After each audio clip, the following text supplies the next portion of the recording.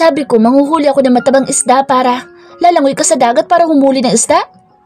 Kunot noong tanong nito sa kanya at hindi makapaniwala sa binabalak niyang gawin. Kinuha niya ang sibat na nakatago sa likod ng aparador niya.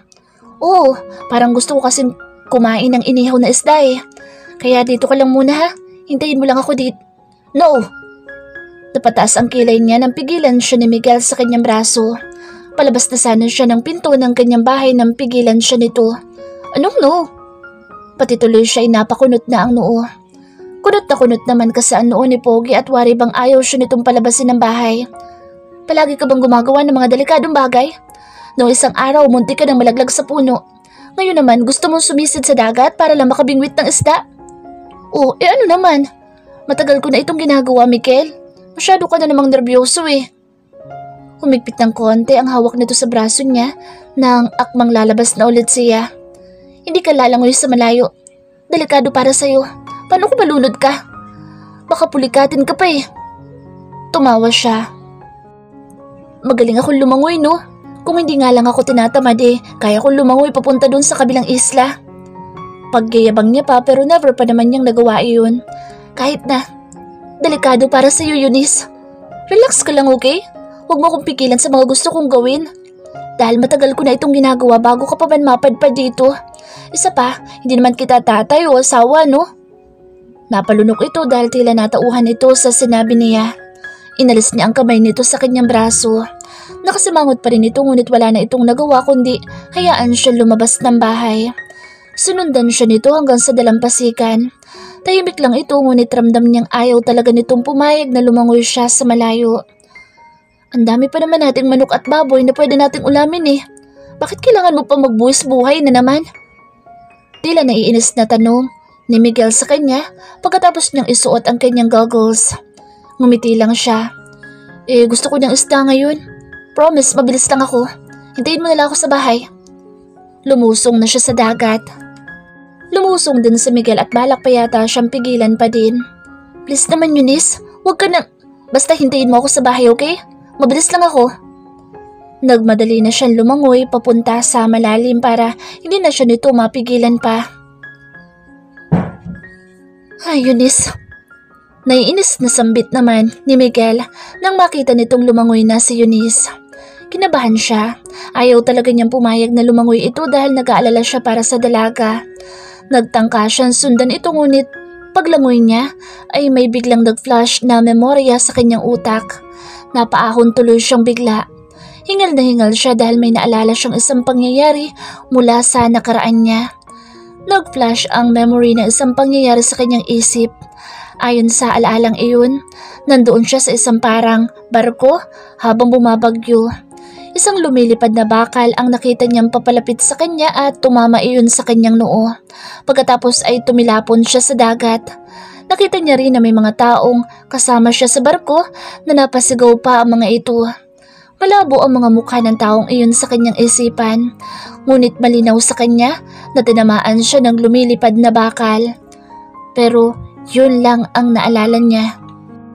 Hindi niya pa rin alam kung sino ba siya at sino ba ang mga taong nakasama niya noong araw na iyon. Tom! Napahawak siya sa kanyang ulo dahil sumakit iyon. Marahil yun ang nangyari sa kanya noon kaya siya napadpad dito sa isla. Napatingin siya sa tahimik na dagat. Kinabahan siya dahil hindi na niya matanaw si Eunice. Eunice! Sigaw niya. Mukhang nakalayo na ito. Napasuntok siya sa tubig at sobrang pag-aalala ang kanyang naramdaman. Please, be safe, Eunice.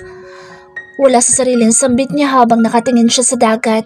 Pumunta siya sa dalampasigan upang doon na lang niya intayin ang dalaga. Nakakalimang minuto pa lang itong nawawalay parang gusto na niyang umiyak. Tom, bakit ang tagal niya? Kinakabahang tanong niya sa kanyang sarili at panay ang tanaw niya sa dagat. Natatakot siya para sa dalaga. Hindi niya maintindihan ang kanyang nararamdaman. Medyo makulimlim pa naman. Eunice, please come back. Nasaan ka na ba? Palakad-lakad siya sa dalampasigan habang iniintay niya si Eunice. Mas lalong tumatagal, mas lalo siyang kinakabahan at natatakot. Napapadasal tuloy siya na sana walang mangyaring masama sa dalaga. Nararamdaman niya lumalakas na ang hangin sa paligid kaya mas lalo siyang kinakabahan. Eunice, nasan ka na?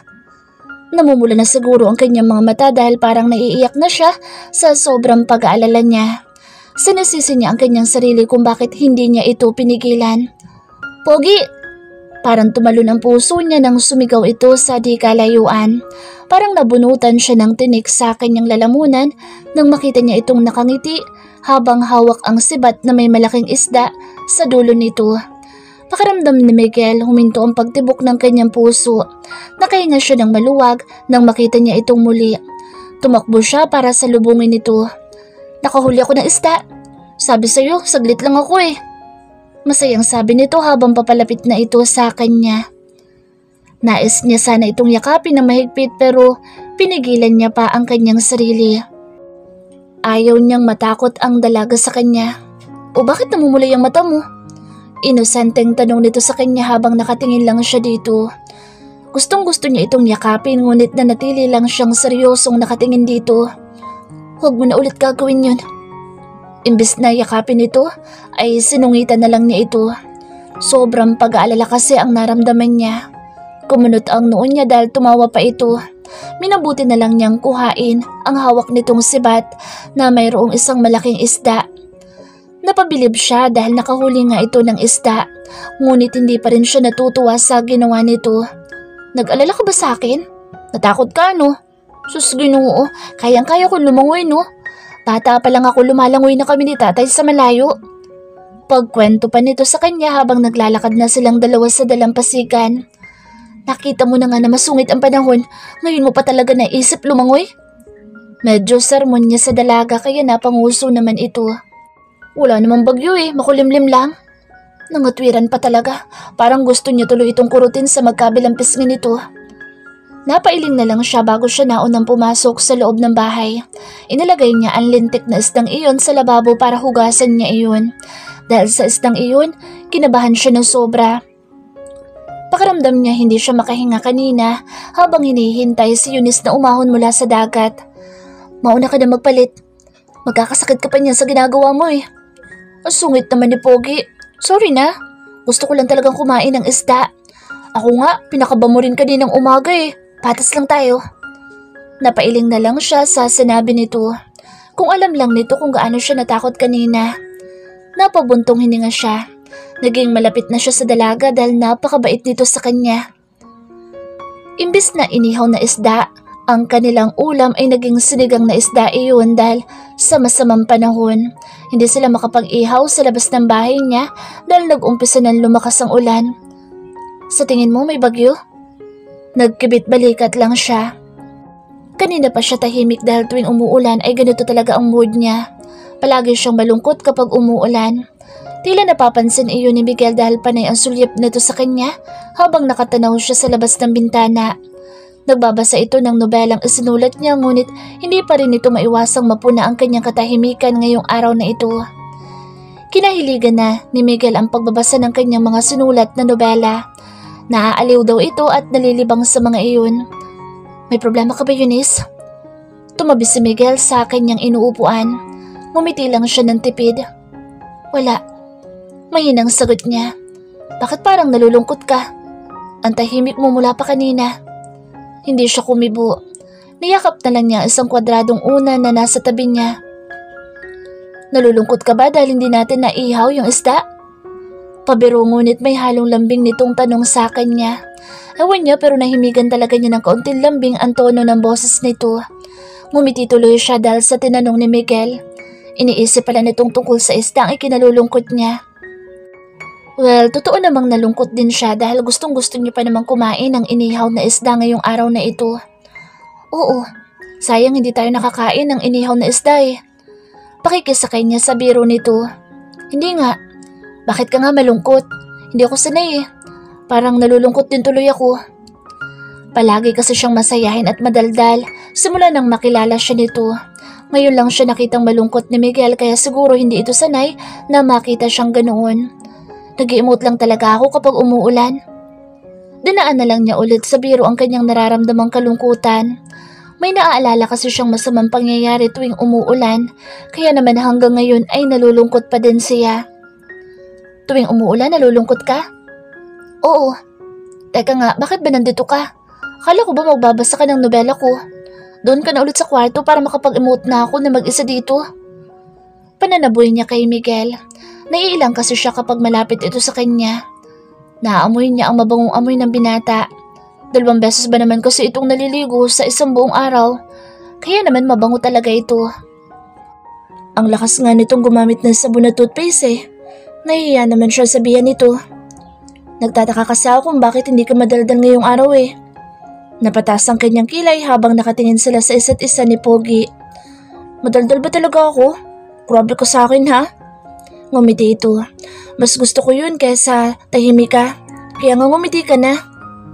Napalunok siya ng hawakan ni Pogi magkabilang pisngi niya upang banatin iyon at subukan itong pangitiin ang bibig niya. Halos mabingis siya sa lakas ng tibok ng kanyang puso dahil ramdam niya ang mainit nito mga palad sa kanyang mga pisngi. See? Mas maganda ka kapag nakangiti ka eh. Nag-iwas siya ng tingin at nagkunwari siyang nakasimangot ng tapiking niya ang kamay nito upang alisin nito ang mga iyon sa kanyang pisngi. Ikaw talaga? Maganda naman talaga ako. Nakangiti man o hindi, no? Tumawa lang ito. Ay naku, Pogi, magluluto na lang ako ng biko para may meriendahin tayo.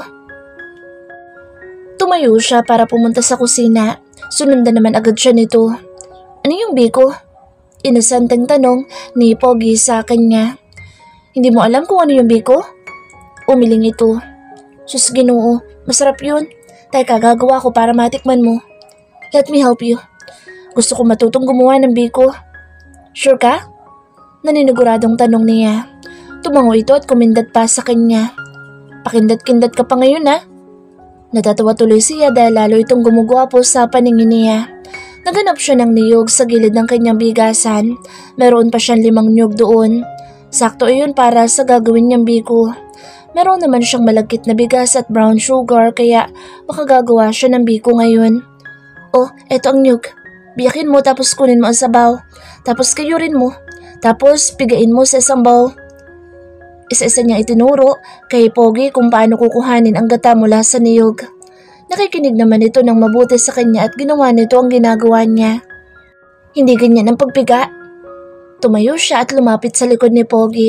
Nakaupo ito kaya yumuko siya mula sa likuran nito upang hawakan ng 2 kamay nito at turuan nito kung paano ang tamang pagpiga ng gata.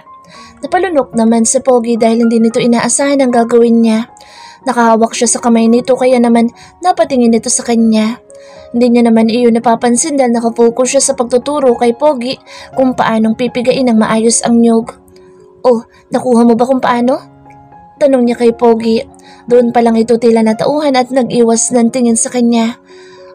Oo, alam ko na. Sagot nito sa kanya. Sige, lulutuin ko na yung malagkit na bigas.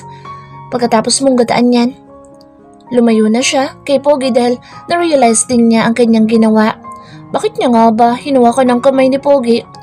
Kakahiya baka isipin pa nitong nananansyang siya. Pasimple tuloy siyang napangiti nang makatalikod na siya sa binata. Masarap palang hawakan ng kamay nito. Nang matapos nitong gataan ng mga niyog ay agad niyang niluto ang malagkit na bigas sa kumukulong gata at hinaluan niya lang iyon ng brown sugar. Gumawa na din siya sa isang kawali ng latik mula sa natirang gata ng niyog. Ang bango. Siya naman ang napalunok dahil habang hinahalo niya ang biko ay biglang lumapit sa Pogi sa likuran niya. Hinawakan pa nito ang magkabilang balikat niya at kunwaring inamoy ang niluluto niyang biko. Mabango talaga to. Nagkunwari siyang hindi apektado, lalo na't yumuko pa si Pogi kaya magkapantay lang ang kanilang mga muka. Yan pala yung biko. Mukhang masarap nga. Sabi pa nito habang nanatili pa rin itong nakahawak sa kanyang balikat at nakayuko sa nilulutuan niya. Napapalunok siya. Nais niya itong sitahin sa sobrang lapit ng kanilang mga katawan ngunit ayaw niyang sabihan siya nitong malisyosa. At isa pa nagugustuhan rin naman niya ang pagkakalapit nila. Pakiramdam niya tuloy ay mag-asawa sila. Napakagatlabi tuloy siya dahil sa kanyang naiisip. Ang bungo-bungo pa naman itong lalaking ito. Tahimik lang itong nanatili sa kanyang likuran. Pareho yata silang nakikiramdam sa isa't isa. Malapit na itong maluto. Magtimpla ka na ng kape natin para makapagmerienda na tayo. Sige ma'am. Ma'am ka dyan. Ano gusto mo itawag ko sa'yo? Tanong nito habang nakahawak pa rin sa balikat niya. Tiningnan niya ito at parang kinilig ng todo ang katawan lupa niya dahil ang gwapo-gwapo pala talaga nito sa malapitan. Lalo na't nakangiti ito na parang nakakapanghina ng tuhod niya. Anong gustong itawag? Ayaw mo nang mami. Siguro kulit na lang. Napalunok siya. Hindi niya maiwasang mapansin ang natural na mapupulang labi ni Pogi. Ewan ko sa'yo. Sige na, magtimpla ka na doon ng kape natin. Nagiwas na lang siya ng tingin sa binata dahil baka malusaw na ito sa pagtitig niya. Sungit na lang kayang itawag ko sa'yo. Ayaw pa rin itong umalis sa likuran niya. Mukhang nag-enjoy ito sa paghawak sa kanyang balikat. Dalian mo na, masusunog na ito dahil sa'yo. Pagtaboy niya dahil pakaramdam niya pulang-pula na ang mga pisngi niya. Sige, eto na. Pinasil pa nito ang balikat niya bago nito pinakawalan iyon upang magtimpla ng kape nila. Halos mabingi siya sa lakas ng tibok ng kanyang puso. Posible kayang lumalalim na ang atraksyon na nararamdaman niya para kay Pogi. Bakit ganito ang nararamdaman niya? Panigurado, tagilid ang kahihinatnan ng puso niya kapag hinayaan niyang mahulog ng todo sa binata. Hanggat maaga pa ay kailangan niya iwasang mapamahal kay Pogi ng lubusan. Eunice, natimpla ko na ang kape. Tara na dito. Huminga siya ng malalim bago niya nilagyan ng biko ang 2 platito. Pinatay na rin niya ang apoy ng kalan. Oh, tikman mo ang biko. Masarap yan. Sinubukan niyang ngumiti para hindi nito isiping apektado siya ng paglalambing nito sa kanya kanina noong nagluluto siya ng biko. Inilapag niya sa harap ni Pogi ang platitong may lamang biko. Bakit yun ka uupo? Nagtatakang tanong ni Pogi sa kanya dahil kadalasan ay doon siya sa tabi nito kapag nagmemeryenda sila at nagkakape. Pero ngayon mas minabuti niya na sa tapat na lang siya nito umupo imbis na sa tabi nito. Dito na lang ako para makita ko ang reaksyon mo pag natikman mo na ang biko. Palusot niya para hindi ito magtaka sa pag-iwas niya ng konti sa binata. Tanikman na nito ang biko. Hindi niya masabi kung nasasarapan ba ito dahil seryoso lang ang mukha nito. Anong masarap ba? Kinakabahang tanong tuloy niya dahil baka hindi nito nagustuhan ang biko niya. Swerte naman na magiging asawa mo. Imbes ay sabi nito habang nakatingin sa kanya. Ha? Swerte yung magiging asawa mo dahil masarap ka magluto, mapaulam man o hindi. Sabay silang napangiti dahil sa sinabi nito. Kinalig na naman tuloy siya. Si Pogi naman kasi panay ang pagpapakilig sa kanya eh. Walang suswertehin dahil wala naman akong balak mag-asawa no. Nagsimula na din siyang kumain ng biko. Masarap nga. Bakit naman wala? Ayokong umalis dito sa isla. Kapag nag-asawa ko, kawawa naman siya dahil dito kami titira. Hindi naman siya sanay sa ganitong pamumuhay. Tinitigan siya nito. Kung kasing ganda mo naman ang asawa niya, malay mo, gusto din niyang mamuhay dito. Namula ang kanyang pisngi. So umpisa lang yun. Sabi ko nga sa'yo kapag tumagal na, maboboring din siya dito. Hindi normal ang mabuhay sa isla na napakalayo sa lahat. Ayos nga eh, parang kayo lang ang tao sa mundo. Napapangiting sabi ni Pogi sa kanya. Sus Ginoo, wag na no? Sanay na ako mag-isa at wala akong balak na mag-asawa pa. Di nga. Oo nga, ayoko mag-asawa. Sakit lang yan sa ulo eh. Paano mo naman nalaman? Bakit nakapag-asawa ka na ba? Natatawang tanong nito sa kanya. Hindi pa. Kahit nobyo nga eh, wala. Muntik na noon kaso napurnada. I don't wanna talk about it. Ikukwento mo na naman yung Miguel na taga-ibang planeta eh. Siya naman ang natawa dahil napapasamangot pa si Pogi habang sinasabi nito iyon. Taga-ibang isla, hindi ibang planeta? Grabe ka, Pogi. Ngumiti ito. Kaya ayoko ng pangalan na Miguel. Pogi na lang palagang itawag mo sa akin. Baka naaalala mo lang ngayon pag nababanggit mo yung pangalan na yun eh. Ano naman? Taningnan siya nito na masama bago ito kumain ulit ng biko. Gustong gusto mo lang yata na tinatawag kitang Pogi eh. Hindi ito kumibo. Parang nagtampo na naman yata ito. Oo na, hindi na kita tatawagin, Miguel. Pogi na lang ang pangalan mo simula ngayon. Ayos ba? Uminom muna ito ng kape bago ito ngumiti. Ayos. Napapailing na lang siya. Masaya siya sa araw-araw na nakakapag-bonding silang dalawa ni Pogi. Palagi nitong napapasaya ang araw niya. Kahit nga ngayong umuulan ay nagagawa na niyang maging masaya. Kung noon kapag umuulan ay nagmumukmuk lamang siya. Bakit ka ba malungkot kanina? Maya-maya tanong nito habang nagmamerienda pa din sila. Napabuntong hininga siya. Wala, naalala ko lang ang mga magulang ko. Umuulan kasi noon nang mamatay sila.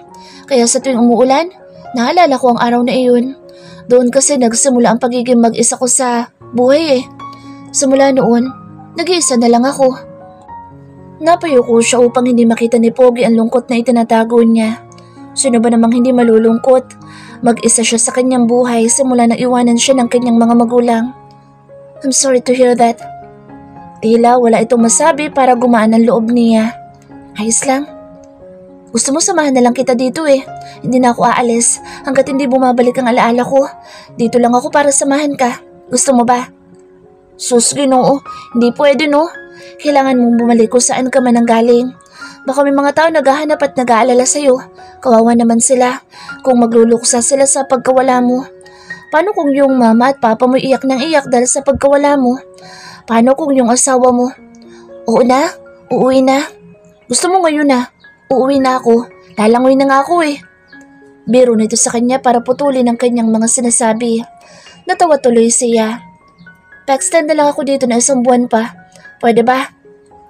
Hirit pa nito kaya natawa lalo siya.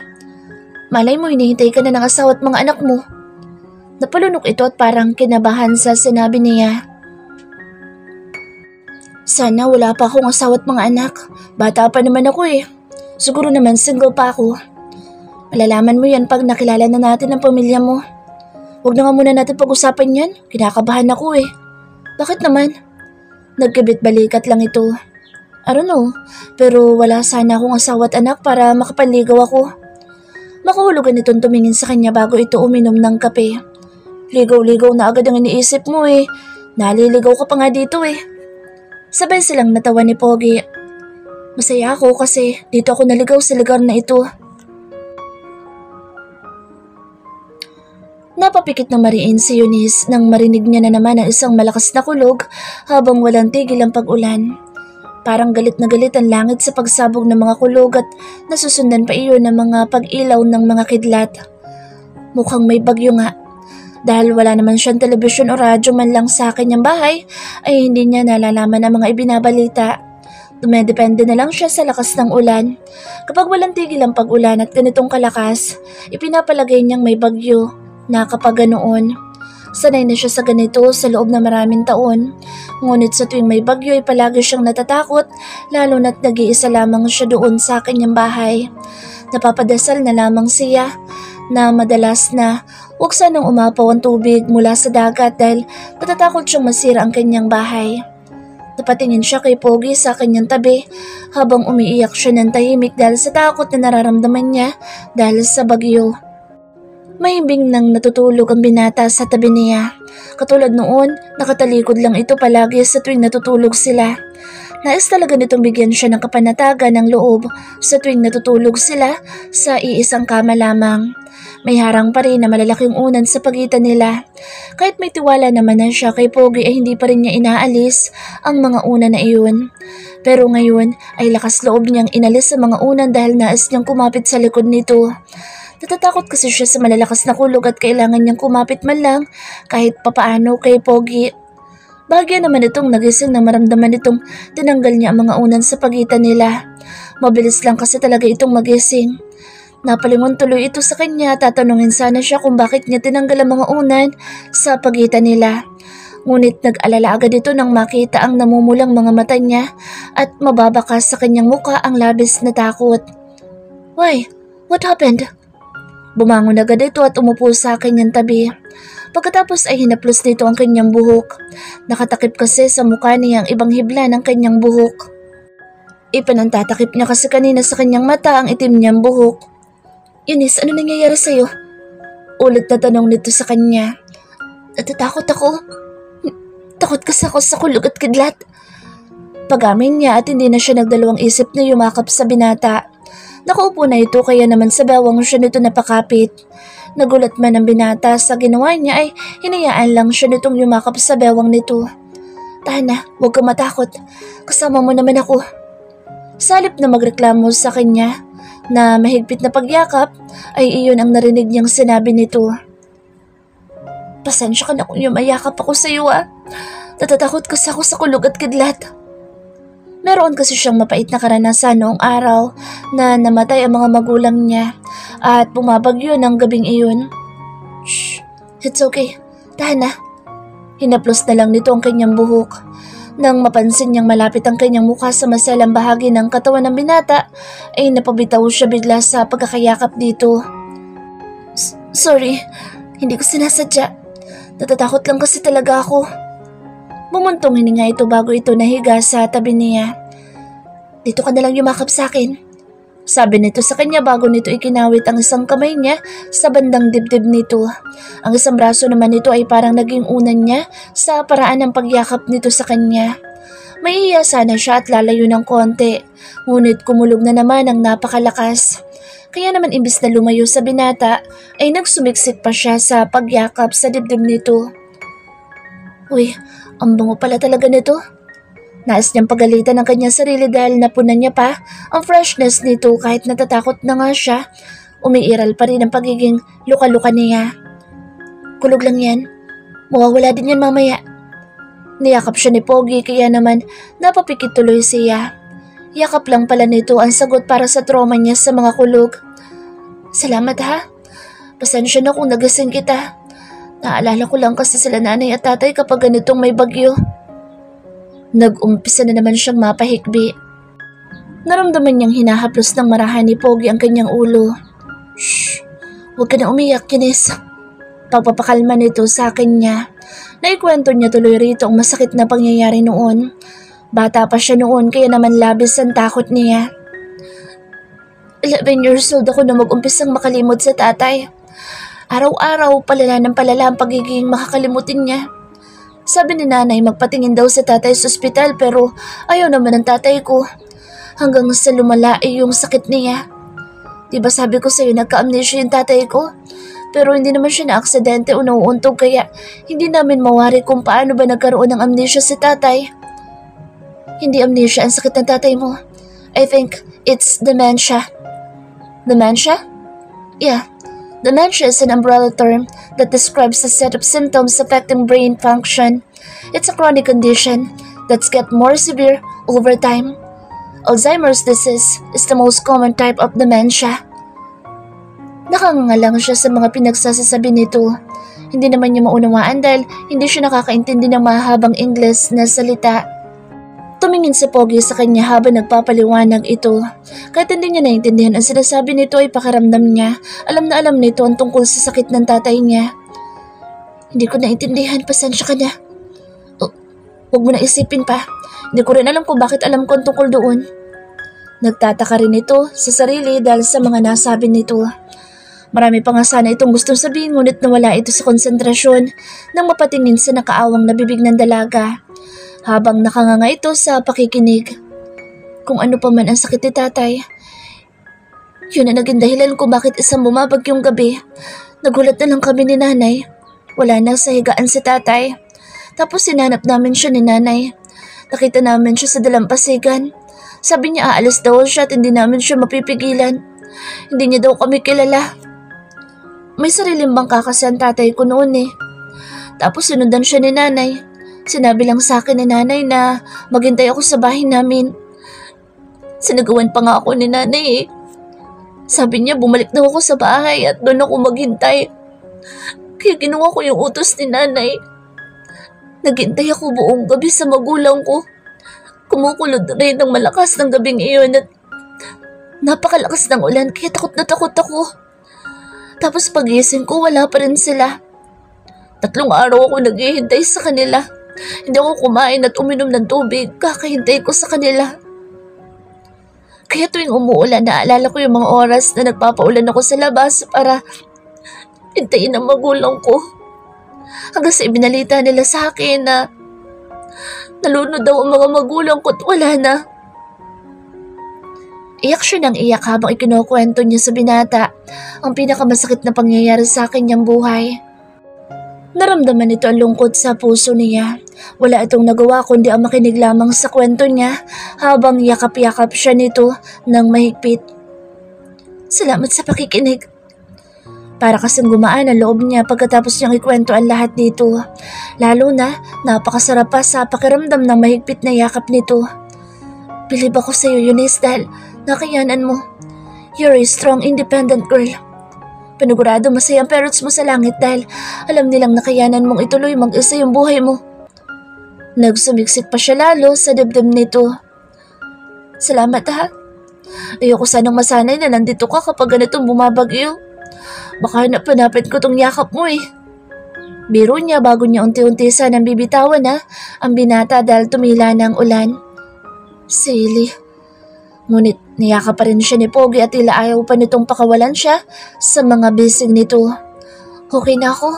Nakakahiya naman sa'yo na nakakarami na ako ng yakap sa'yo. Let's sleep like this. Baka mamaya kumulog na naman eh. Hirit nito bago ito pumikit habang niyakap siya. Napalunok siya dahil kakaibang kilig tuloy ang naramdaman niya. Matutulog tayo na magkayakap? Tanong niya. Ano naman? Binibigyan mo ba ng mali siya? Sagot nito habang nakapikit na ito at parang gusto na matulog. Hindi ah.